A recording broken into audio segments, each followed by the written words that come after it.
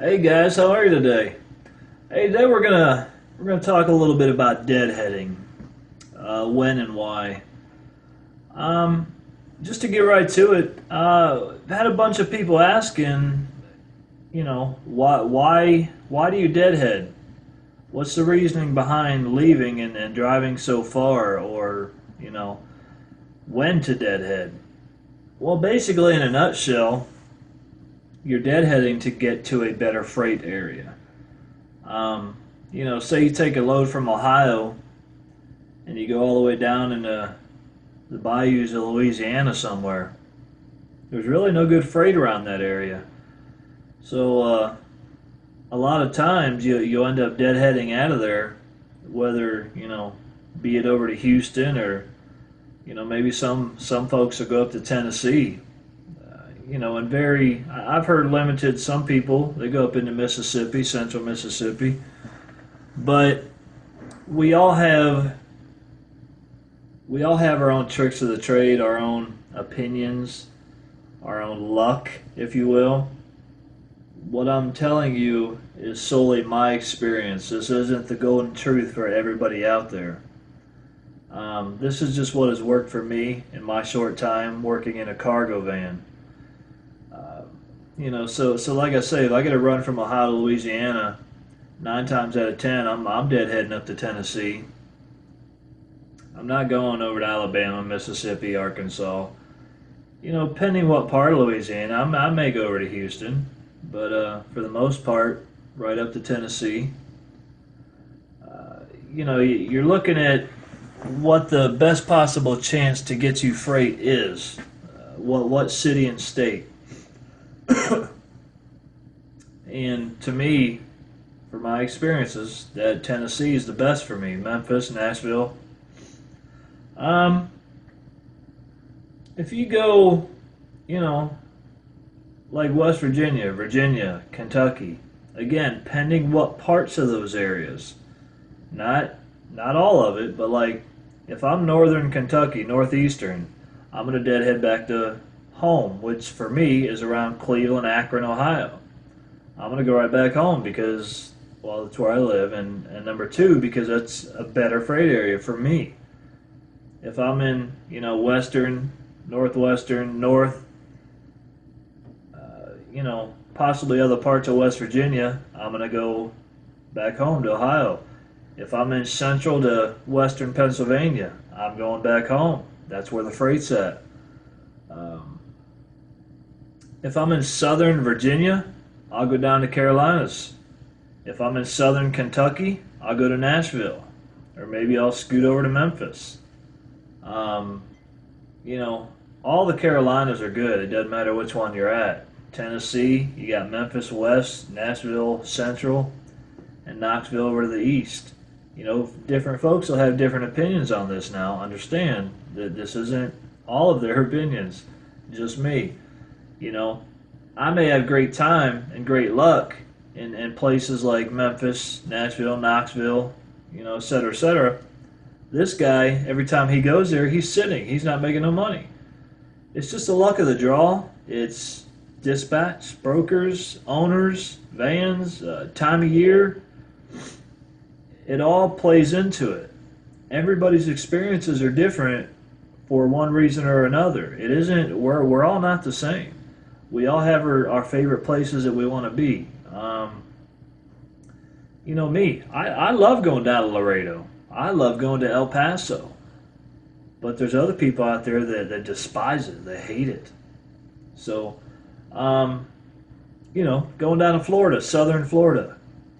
My opinion, from what I've heard, my experiences, from what I've been told, if you're in southern Florida, get the heck out immediately. Drive up north, maybe stop off at Orlando, give it a day, see what happens. Talk to your dispatch, see if things are rolling on the boards. If you don't think it's going to work out for you, then keep on trucking. Go up there to Atlanta.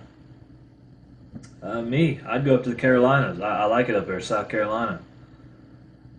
If I was in Orlando and I didn't get no freight, I'd probably go up to a part of South Carolina that I like, and or Atlanta, Georgia. Um, If you're over New Mexico, Arizona, I'd probably deadhead back to El Paso. If I'm on the far western part of Arizona, I don't know. I may step into L.A. or San Diego or somewhere in that vicinity. But for the most part, I would just deadhead right back to El Paso, Texas, and bide my time, and I know I'd get something out of there. It's all a gamble. If you have yourself sitting in a certain location, you got to look at it like this. If you're sitting here 2 or 3 days and you're spending money to eat, say 15, 20 bucks a day, that's about 60 bucks in 3 days, give or take. That's 60 bucks in 3 days. I could have deadheaded back to Ohio and been in a freight area that I know is good. Or do I gamble and stay in Memphis hoping that I get freight? Ohio, I never sit.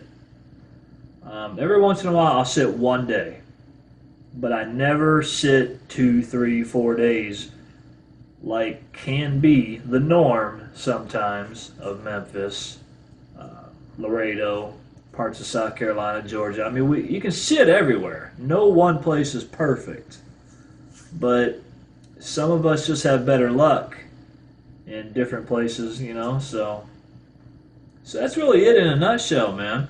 You just got to weigh the pros and cons. How has your month been? How many miles have you got this month? How much money have you made? Have you been idle a lot? Have you been sitting a lot? Have you spent a lot of money on, miscellaneous eating and going out and doing things that really you shouldn't be doing? Um, how fat is your wallet? Have maybe you had a great month and you can afford to sit a few days and just chill out in Memphis or Nashville or Knoxville. I keep on using Tennessee, I don't know why, as an example, but maybe you want to check out the sights in Nashville for a few days. You don't mind sitting. You can afford to sit.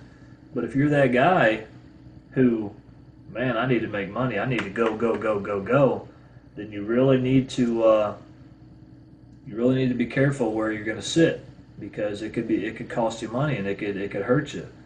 So just take all that stuff into consideration. You may have an owner who don't move you that much, who doesn't like you moving that much. And for those kind of people, I'm sorry. That's why it's nice being an owner-operator, because I can do what I want. I don't have to sit in a one place, but those people who are driving for owners, they're kind of limited, and that sucks, man. I've heard horror stories out there, and I'm so sorry y'all got to go through that. Really, I am. It's I hate reading it, and I hate talking. That you guys got to go through that stuff, because it's really unfortunate. So best case scenario, my opinion, be an owner operator. You drive for an owner, you got to find you a good owner. My brother, he's a great owner. You talk to his driver, he'll tell you kudos about him and how many miles and how much money they make. But you gotta rummage through all the bads to get to the one good. And my brother's a good owner. So he's trying to put it together, get 3 vans, and get another driver here real soon. I don't know when, but so yeah, there you have it, man. That's the gist of it, guys. So hopefully I answered it for you. If you have any other questions, concerns, comments, whatever the case may be, put them down below.